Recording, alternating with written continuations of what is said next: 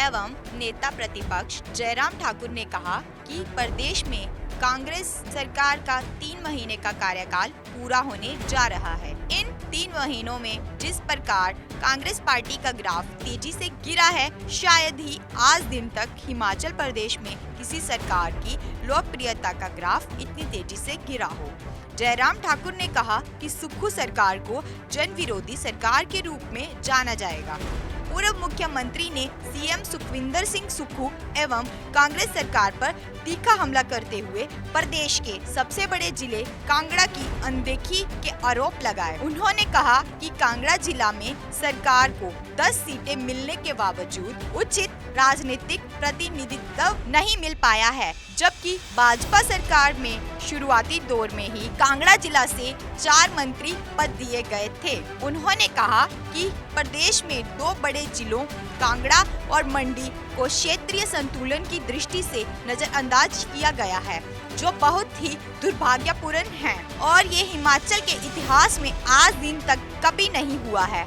उन्होंने कहा कि पूर्व मुख्यमंत्री स्वर्गीय वीरभद्र सिंह ने अपने कार्यकाल के अंतिम 1 महीने में बिना बजट और बिना जमीन के ही 21 संस्थान खोल दिए हैं। बावजूद इसके भाजपा ने इन संस्थानों को बंद नहीं किया था। जयराम ठाकुर ने कांग्रेस सरकार पर चुटकी लेते हुए कहा, कैबिनेट के दर्जे के साथ सीएम के साथी सहयोगी और मित्र सरकार को चला रहे हैं।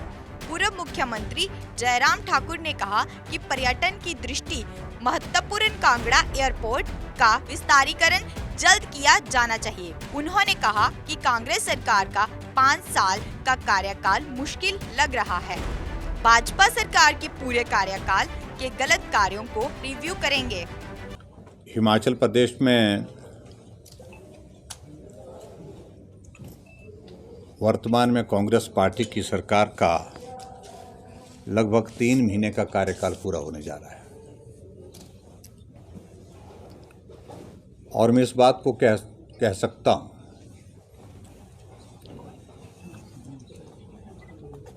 कि 3 महीने के कार्यकाल में जिस तेजी के साथ कांग्रेस पार्टी का ग्राफ लोकप्रियता का गिरा है, शायद ही आज तक हिमाचल प्रदेश में किसी सरकार का लोकप्रियता का ग्राफ इतनी तेजी से गुजरा है।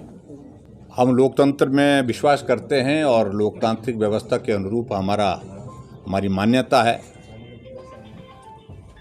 कांग्रेस को बहुमत मिला, हालांकि एक बहुमत भी इस प्रकार का मिला कि हिमाचल के इतिहास में पहली बार 0.9% का मात्र अंतर है। अन्यथा हिमाचल प्रदेश में सरकारें बनती रही 5%, 4%, 7% और इससे भी ज़्यादा अंतर रहता रहा। लेकिन बहुमत उनके पक्ष में था और हमने उनको शुभकामनाएं दी और हमने इस बात को भी स्पष्ट किया कि हिमाचल के हित में अगर आप निर्णय लेंगे तो हमारा सहयोग भी रहेगा, समर्थन भी रहेगा। लेकिन अगर जनविरोधी अगर निर्णय लेंगे तो निश्चित रूप से हम विधानसभा के अंदर और विधानसभा के बाहर हर मुद्दे पर उन बातों का विरोध करेंगे जो जनहित में नहीं होंगे। तो सरकार बनी और सरकार बनने के बाद एक शब्द का प्रचलन बहुत ज़्यादा किया, व्यवस्था परिवर्तन, और पूरा प्रदेश इस बात को आज तक समझ नहीं पाया कि ये व्यवस्था परिवर्तन का अभिप्राय क्या, अर्थ क्या है। छोटा सा प्रदेश हिमाचल, 88 विधानसभा क्षेत्र का, 17 लाख की पॉपुलेशन, और आज तक कभी वहां पर डिप्टी चीफ मिनिस्टर नहीं बनाने की परंपरा रही है। लेकिन बहुमत होने के बावजूद भी हिमाचल प्रदेश में जो व्यवस्था परिवर्तन की बातें कही जा रही हैं, बार बार कही जा रही हैं, हर बार कही जा रही हैं, उसमें मुख्यमंत्री के साथ उप मुख्यमंत्री, एक नई शुरुआत हिमाचल प्रदेश में हुई। बहुमत अगर कांग्रेस पार्टी का नहीं होता और बहुमत के लिए गठजोड़ करने की आवश्यकता होती, ऐसी परिस्थिति में समझ में आता है हिमाचल प्रदेश में भारतीय जनता और हिमाचल विकास कांग्रेस पार्टी की सरकार भी बनी, लेकिन उसके बावजूद भी उप मुख्यमंत्री का दायित्व उस वक्त भी नहीं दिया गया था किसी को।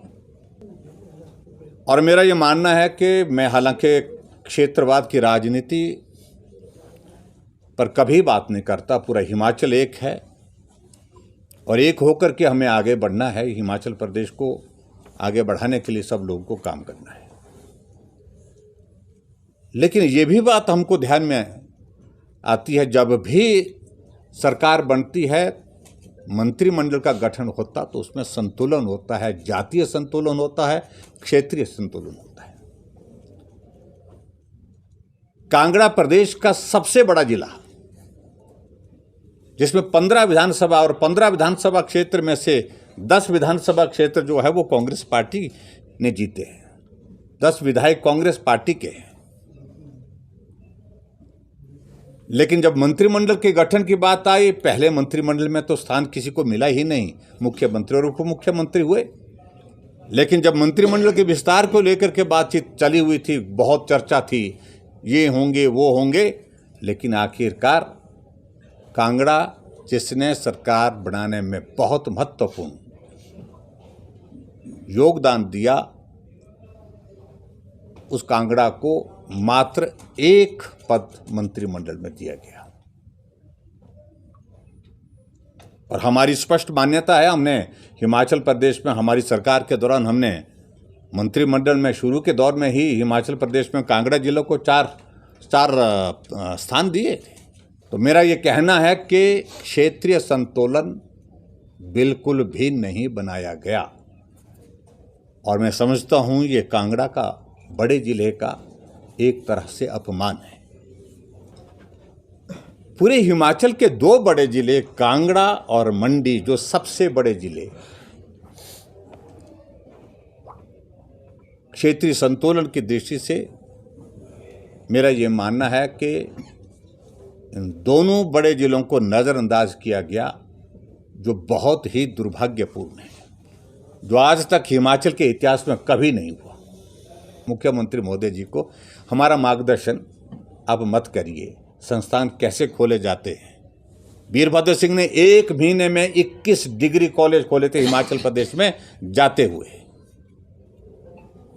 और जितने भी डिग्री कॉलेज खोले गए थे, जहां एडमिशन 5 हुई थी, 6 हुई थी, 10 हुई थी, जो फंक्शनल कर दिए गए थे, हमने सब के सब चलाए। मेरे विधानसभा क्षेत्र में भी कैबिनेट के दर्जे के साथ जो हो, उनके जो साथी सहयोगी, जो उनके मित्र हैं, पूरे मित्र मंडली, कुछ लोगों का तो कहना अब यहाँ तक हो गया कि सरकार ना तो विधायक चला रहे हैं, ना मंत्री चला रहे हैं,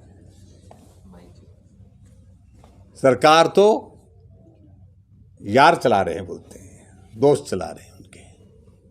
राष्ट्रीय अधिवेशन में अपनी जहाँ पहली बार उनको मंच पर जाने का अवसर प्राप्त हुआ, वहाँ पर बोलने का अवसर प्राप्त हुआ, पूरी देश में खबर बनाने के लिए उन्हें इस प्रकार से अपने नेताओं को खुश करने के लिए हिंदुओं का अपमान करना, हिंदुओं के खिलाफ इस प्रकार की टिप्पणी करना, ये बहुत दुर्भाग्यपूर्ण है।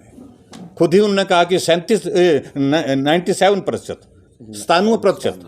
97% जो है वो हिमाचल प्रदेश में हिंदू है। तब भी हमने उनको हरा करके, हमने हिंदुओं की पार्टी को हरा करके, भारतीय जनता पार्टी सबकी पार्टी है, लेकिन हाँ, हिंदुत्व तो इस मुद्दे को लेकर के हम बड़े स्पष्ट हैं, किस विषयों को लेकर के।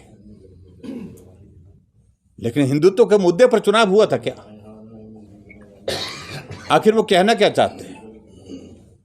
ये टिप्पणी सरासर गलत है।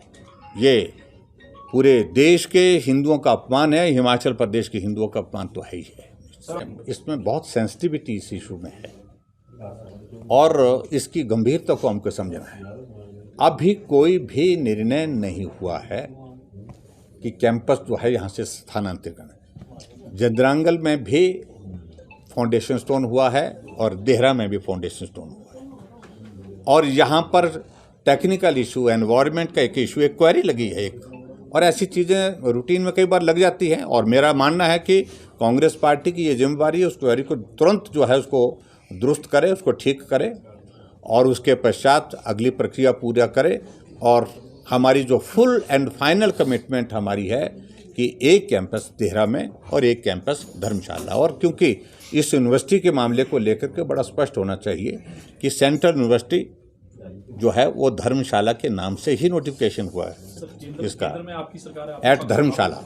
बात की है, मैंने कल ही बात की है केंद्रीय मंत्री जी से, हमारे सांसद जी यहाँ पर बैठे हैं, इन्होंने भी बात की है, हमने भी बात की है और उनका मुझे रिटर्न वहाँ से उनके ऑफिस से जवाब भी आया, मेरे मोबाइल पर है, वो स्टेटस रिपोर्ट उन्होंने भेजी है वहाँ पर। कांगड़ा से दौलत चौहान की report, AMI news, Himachal. We at St. Thomas Senior Secondary School offer supportive and inspirational environment for young inquiring minds to learn and grow with us. Our passion for learning means we achieve more than outstanding results. We strive to build confident and creative thinkers and aim at delivering an education that is truly relevant to their future.